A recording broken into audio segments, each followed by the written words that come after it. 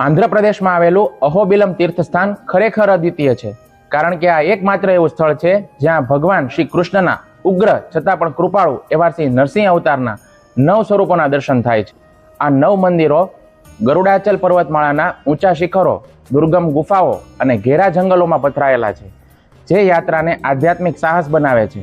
આ 9 સ્વરૂપો ભગવાનની લીલાના વિવિધ પાસા અને શક્તિઓનું પ્રદર્શન કરે છે. સૌથી પહેલું સ્વરૂપ છે જ્વાલા નરસિંહ. આ સ્વરૂપ ભગવાનના સૌથી ભયાનક રૂપને દર્શાવે છે. અહીં જ ભગવાન નરસિંહે રાક્ષસરાજ હિરણ્યકશિપુનો વધ કર્યો હતો.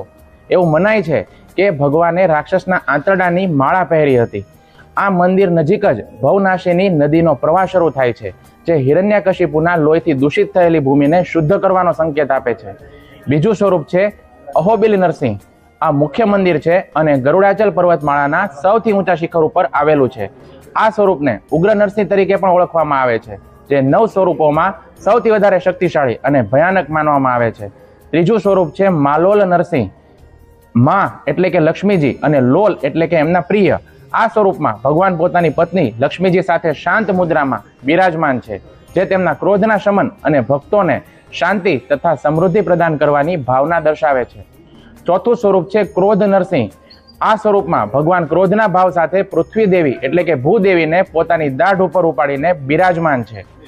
આ મુદ્રા ભગવાન શ્રી કૃષ્ણના વરાહ અવતારની યાદ અપાવે છે, એટલા માટે તેને વરાહ નરસિંહ તરીકે પણ ઓળખવામાં આવે છે, જે ભૂદેવીને પાતાળમાંથી બચાવી લાવ્યા હતા. પાંચમું સ્વરૂપ છે કારંજા નરસિંહ. આ મંદિર એક કારંજા વૃક્ષ નીચે સ્થિત છે.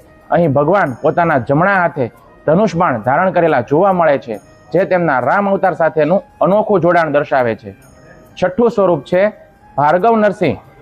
આ મંદિર એ સ્થળ નજીક આવેલું છે જ્યાં ભગવાન શ્રી કૃષ્ણના અન્ય અવતાર પરશુરામજીએ કઠોર તપસ્યા કરી હતી. એવું મનાય છે કે પરશુરામજીને આ જ સ્થળે ભગવાન નરસિંહના દર્શન પ્રાપ્ત થયા હતા. સાતમું છે યોગા નરસિંહ. આ સ્વરૂપ ધ્યાન અને યોગની મુદ્રામાં બિરાજમાન છે. હિરણ્યકશિપુનો વધ કર્યા પછી ભગવાને પોતાના પરમ ભક્ત પ્રહલાદને જ્ઞાન અને ઉપદેશ આપવા માટે આ શાંત સ્વરૂપ ધારણ કર્યું હતું. આઠમું સ્વરૂપ છે છત્રવત નરસિંહ. આ સ્વરૂપમાં ભગવાન પોતાના મસ્તક ઉપર એક નાગનું છત્ર ધારણ કરેલા જોવા મળે છે. પહેલા આ મૂર્તિ એક વૃક્ષની નીચે હતી, જેના ઉપર એક નાગે છત્ર ધરીને મૂર્તિનું રક્ષણ કર્યું હતું. નવમું છે પાવન નરસિંહ. આ સ્વરૂપ પવિત્ર પાવન નદીના કિનારે આવેલું છે. આ સ્વરૂપ અત્યંત શાંત અને કૃપાળુ મુદ્રામાં છે, અને એવું માનવામાં આવે છે કે આ પાવન સ્વરૂપના દર્શન કરવાથી ભક્તોના તમામ પ્રકારના પાપોનો નાશ થાય છે. અહોબિલમની આ યાત્રા ભૌતિક રીતે મુશ્કેલ હોવા છતાં પણ આ 9 દિવ્ય સ્વરૂપોના દર્શન ભક્તોને આધ્યાત્મિક અને શાંતિનો માર્ગ પ્રદાન કરે છે. હરે કૃષ્ણ.